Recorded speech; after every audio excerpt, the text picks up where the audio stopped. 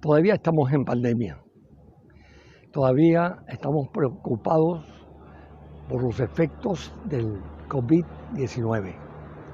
Pero hay una cosa muy importante en el campo de la educación, que esta pandemia produjo una separación del antes y el después de la educación.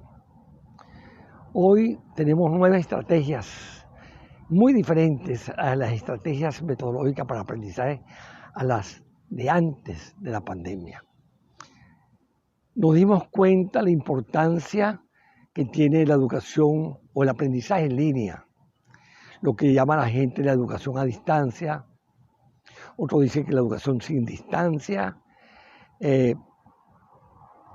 Otro dice que son aulas virtuales para hacer como una especie de compensación entre el aula tradicional y las aulas de hoy.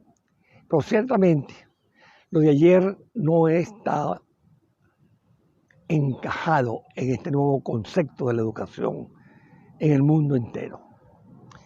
Ya los códigos de aula, fila, pizarrón, tiza, hagan fila, orden, silencio, por favor.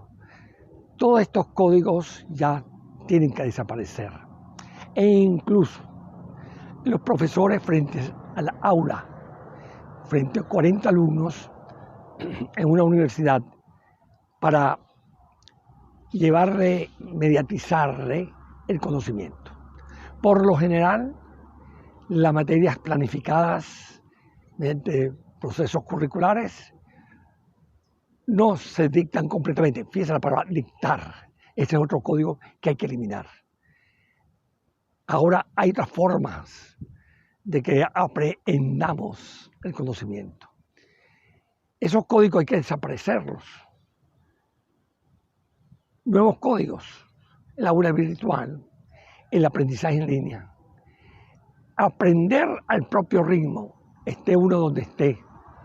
No necesitamos el aula permanentemente. Ya esa aula donde había un profesor enfrente de los alumnos se están transformando en laboratorios, en talleres, en proyectos.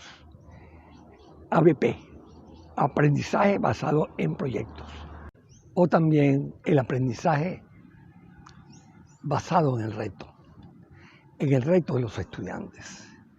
Ya la palabra educación es muy grande, es muy amplia. Estamos destinados a pensar en el aprendizaje.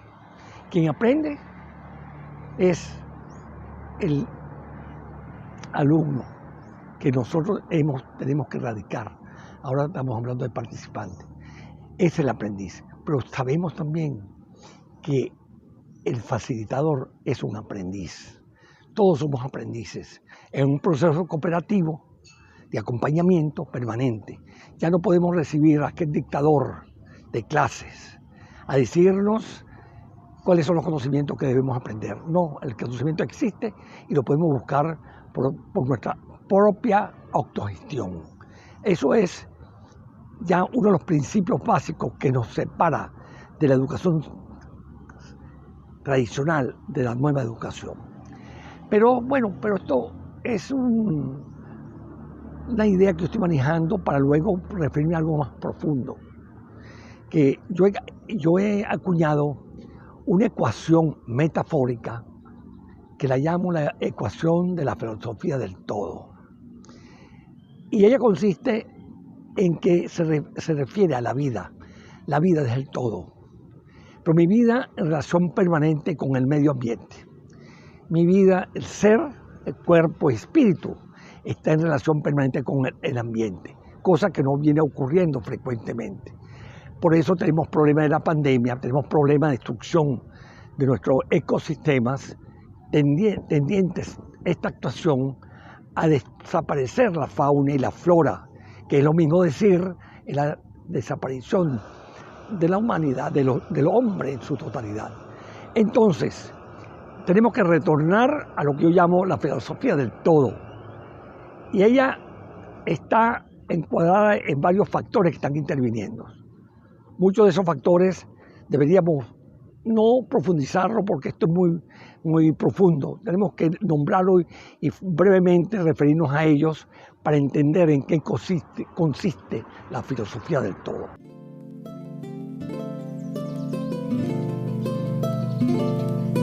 En primer lugar, en esta ecuación que hemos creado, tenemos que comenzar con el paradigma humanístico, el cual pues consiste en determinar el ser, determinar el saber, el hacer y el convivir.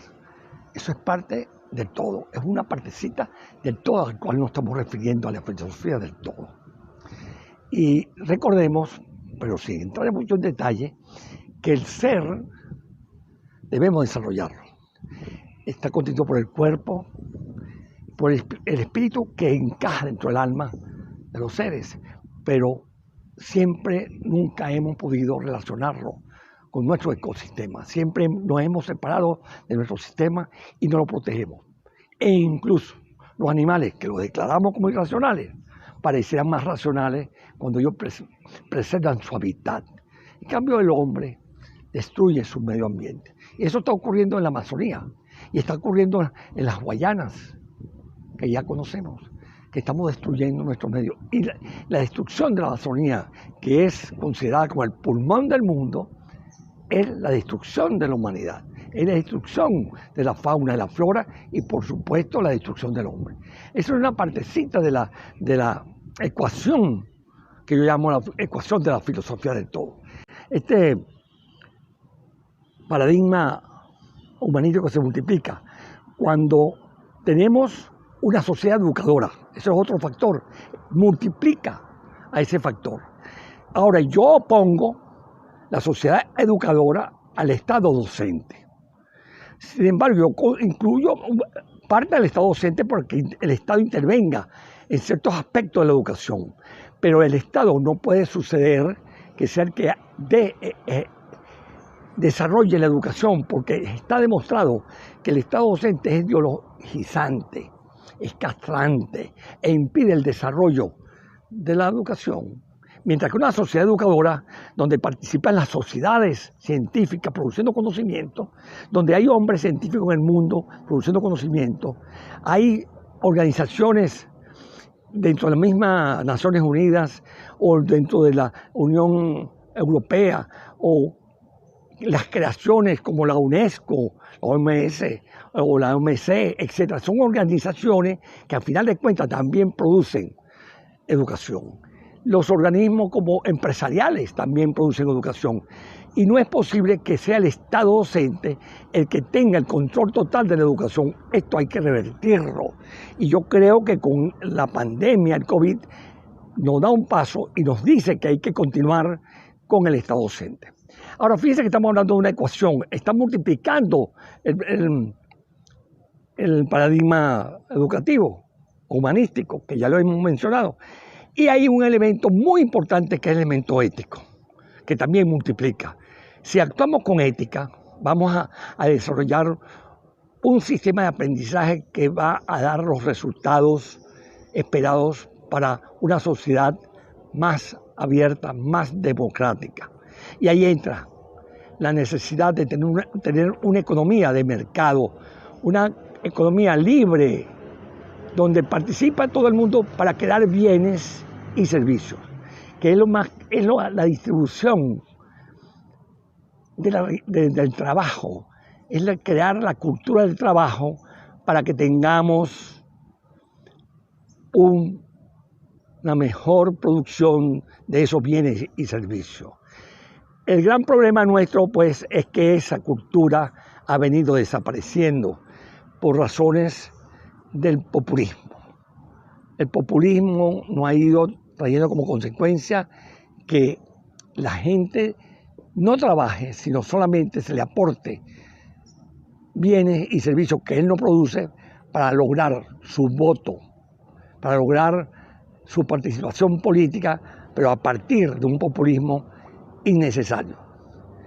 Entonces, ya esta parte puesta explicada de la ecuación, tenemos el paradigma humanístico multiplicado por una sociedad educadora que produce conocimiento y ciencia y tecnología, y que no solamente es que lo produce, es que lo hace de una manera exponencial, que no da tiempo nosotros, la misma escuela tradicional, usar ese desarrollo de la ciencia y tecnología.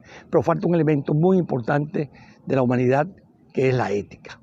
Y esa ética yo le pongo una N, es ética a la N. ¿Por qué? Porque la ética no es pura en todo sentido, porque para ser pura ética tendría que ser todos los hombres libres. Y eso no es fácil. No es fácil que haya esa libertad plena en los hombres, y a veces, por faltar esa libertad, los hombres en el factor público, en las políticas públicas, fallan, porque corresponden a una orientación, una tendencia política que implica imponer ciertos caminos, ciertas rutas que a lo mejor a otras tendencias no les conviene. Hay otros factores que intervienen, ahora serían sumatorios. Por ejemplo, el factor de la educación imperceptible, porque es verdad que está la sociedad educadora, ¿no? que que hay una praxeología, una acción humana permanente, pero es que también existe algo imperceptible, que es una educación que esto va sumando y va creando en el hombre esa capacidad de resolver situaciones muy concretas, y ellos van obteniendo esos conocimientos y lo van incorporando a sus competencias. Pero hay una cuestión muy importante, que es dónde nos vamos a desarrollar. Tiene que ser una economía productiva, y las economías productivas están dentro del campo de la economía social de mercado. En eso pues tenemos que pensar perfectamente, porque la economía de mercado nos ofrece la posibilidad de que la gente cree sus propias riquezas. Y no estamos hablando de riquezas financieras, estamos hablando siempre de creación de bienes y de servicios. Y podríamos incluir de una manera permanente también, ¿por qué no patentes? Como pasa con países como, por ejemplo, Singapur, donde la economía está basada en la creación de patentes, pero dentro del concepto de economía de mercado. No podemos pensar que si hay una educación donde estamos creando competencia, hombres para la cultura del trabajo, tengan que trabajar dentro de un campo que sea populista, o un campo donde se maneje la situación de no distribuir el trabajo y la concentración del trabajo por el Estado. Esto no es conveniente, y está ocurriendo en China. En China ya el Estado no controla la producción de bienes y servicios. Es más, recientemente China dijo que ellos iban a propiciar mayor libertad económica, dar mayor libertad para que los hombres creen sus propios bienes y sus patentes. Así ocurre pues con otros países del mundo. Los países más desarrollados, ¿verdad?, están dentro de esa economía de mercado, porque hay un intercambio. Si yo produzco agricultura, agropecuaria, yo puedo compensar la falta de estos productos generados en la agricultura o en la ganadería a los países que son más tecnológicos, digamos Japón. Entonces, Japón puede propiciar y entregarnos tecnologías, mientras que nosotros podemos entregar productos y bienes naturales para su alimentación. En eso estamos. Entonces, fíjense una cosa muy importante. Ya hemos hablado del factor del paradigma humanístico, compensado por una sociedad educadora, multiplicado, y también multiplicado por la ética del hombre. Pero ahora estamos sumando lo que ocurre en el mundo imperceptiblemente, que uno lo va captando hasta incluso por el empirismo. Luego hablamos de una economía de mercado, que es donde el campo se desenvuelve. Y esto está relacionado con un mercado de empleo, las nuevas profesiones. Hoy en día, las profesiones de este tiempo, de esta década hacia atrás, antes del coronavirus, ya no son las profesiones de ahora, porque es que hay un desarrollo exponencial de la ciencia y la tecnología, y eso pues nos lleva a que se generen nuevos empleos, nuevos oficios. Hoy estamos estigmatizados por la inteligencia artificial. Nosotros tenemos que embarcarnos, nuestras instituciones universitarias, en todo lo que es el conocimiento de la mecatrónica, todo lo que es la nanotecnología, la biotecnología, y eso nos está dando origen a otras labores. Ahora, dejémosles a nuestra actividad, por ejemplo, a nuestra actividad educativa, aquellas acciones del hombre que no pueden ser sustituidas por ahora por la inteligencia artificial. El caso, pues, de la alimentación. Uno mastica, eso no lo vamos a poder superar, ¿verdad? O tenemos que hacer nuestras propias ropas, o nuestros zapatos, o nuestras viviendas. Pero la inteligencia artificial nos va a superar en la inteligencia natural del hombre. Claro, el hombre fue el que creó la inteligencia artificial, él no creó, la investigó, la descubrió, y estamos haciendo uso de ella cada día más para potencializar el ocio del hombre, porque la lucha nuestra es llegar a la felicidad, a la lucha del bienestar, de la paz. Y la tecnología, que es en cierta forma neutra, nos puede ayudar en que eso ocurra de esa manera. Fíjense cómo vamos construyendo la ecuación de la filosofía del todo. Ahora falta un factor que es sumatorio, que significa que debemos ir con las nuevas tendencias a crear emprendedores. Hay que crear, o se van a crear espontáneamente, las comunidades de emprendedores. El hombre que va a generar empleo, más que ser empleado. Bueno, esto se va a multiplicar por las necesidades, la satisfacción de necesidades perentorias.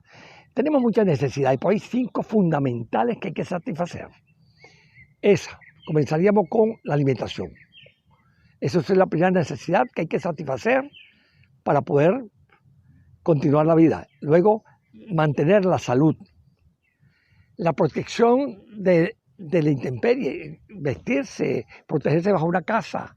Luego, estas 3 actividades fundamentales o necesidades fundamentales necesitan un trabajo. La gente tiene que trabajar. No importa un obrero o un médico, para diferenciarlo de aquella persona que está bien formada científicamente.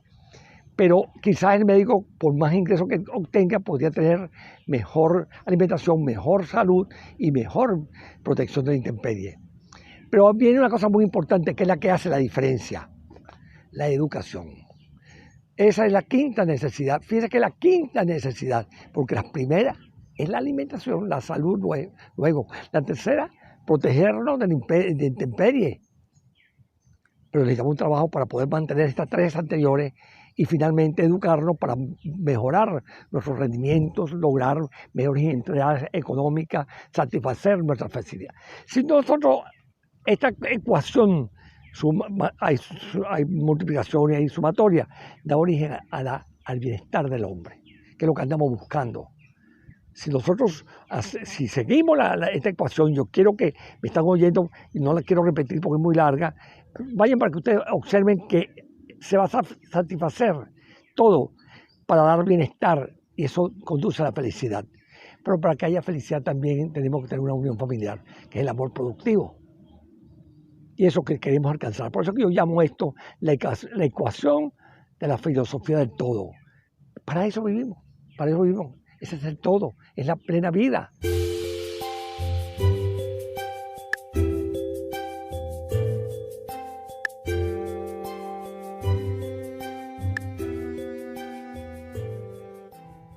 Bueno, lo que ustedes ven es lo que yo califico la vida total del hombre. Y eso tiene una filosofía que yo la denomino filosofía del todo. Hay una cosa muy importante ya para finalizar, que esta universidad donde yo soy rector, que es la Universidad Bicentenaria de Aragua, se propuso desde el año 2008 a desarrollar un sistema de educación en línea, que le llamamos más bien aprendizaje en línea. Y eso trajo como consecuencia que cuando nos agarró la pandemia, el COVID-19, ya nosotros estábamos preparados para eso. De tal manera que ahora nos estamos preparando para evitar que nos pueda ocurrir algo con la inteligencia artificial.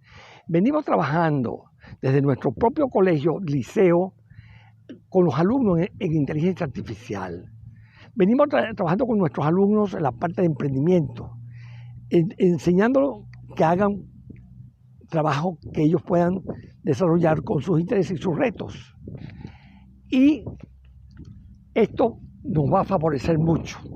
Ya la universidad viene trabajando en la inteligencia artificial, en la nanotecnología, en la biotecnología, incluso en la bioseguridad, porque si no unimos el ser humano con todo su cuerpo, su espíritu, con el medio ambiente, señores, no hemos hecho nada con la educación. Se trata ahora de tener disposición a transformar la humanidad, pero tiene que ser a partir del medio ambiente. No podemos obviarlo, y eso viene ocurriendo en los siglos pasados. Bueno, ya nos hemos dado por qué no califico esto de la filosofía del todo, porque es la vida. Y quien define la vida es la muerte. Y la muerte nos puede conducir a la resurrección cuando dejamos una obra, una impronta para la sociedad. Nosotros pensamos que esta universidad y cualquier otra universidad son aportes que se le hacen a la sociedad, son las huellas que muchos de nosotros dejamos para la humanidad. Para finalizar, indudablemente que el desarrollo exponencial de la ciencia y tecnología, mostrada por la cibernética o basada en la cibernética, no se puede obviar. Nosotros, que tenemos en nuestro deber de orientar la educación o el aprendizaje o la formación de talento en nuestros países, debemos entender que es el desarrollo exponencial de la ciencia y tecnología, de la cibernética, de la inteligencia artificial, la que nos va a garantizar una nueva educación. Que no sabemos qué ocurriría pues con esta planta física tan bella que ustedes han visto, que es de nuestra universidad, que la construimos para una universidad seria y responsable. Pero también nos hemos dispuesto a crear tecnología, a crear en nuestros muchachos, en nuestros jóvenes, la disposición a buscar el conocimiento por su propio medio. Hoy en día tenemos que finalizar con aquella tendencia de que el educador es el único que puede enseñarnos. No, el aprendizaje es inherente a la condición humana. Desde que nacemos estamos aprendiendo por nuestro propio medio. Y hoy pues definitivamente autogestionamos nuestros conocimientos y podemos obtener competencias para contribuir al desarrollo de nuestras naciones, en particular en Venezuela, nuestra nación venezolana que tanto queremos.